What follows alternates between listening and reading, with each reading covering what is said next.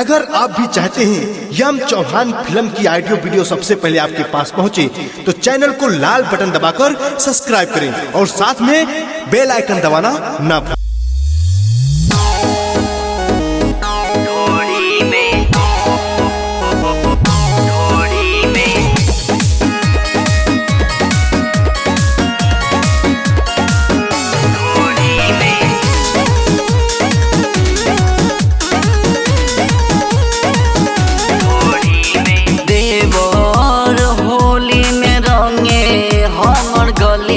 सखी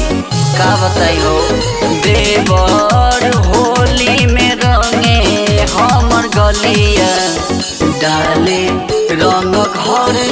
के भीतरिया नाश कोई दिल नया नया सरिया ढोरी में लगावे लाया बिरिया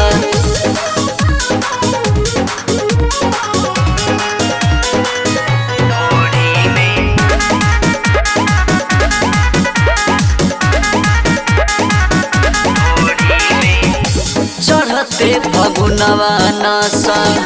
ओकर बधैले जगह को जगह रंग बाबे रंग दिहले चढ़ते फगुनवा नासा ओकर बधैले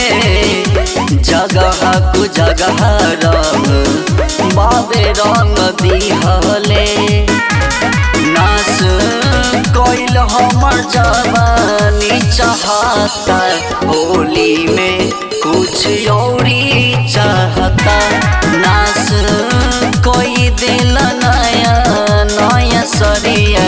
ढोरी में लगावे लाया बिरिया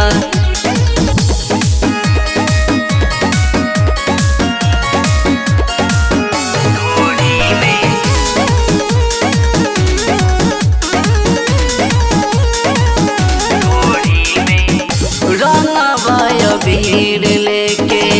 आवेला पजरवा में देवाल में सटा के रंग डालेला भीतरवा में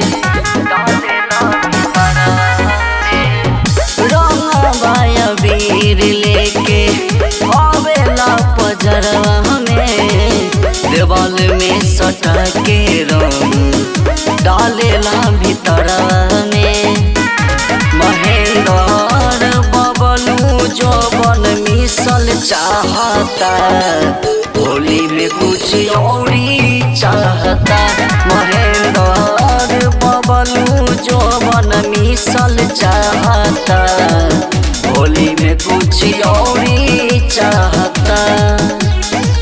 हर नाश्ता के भाव दिखले।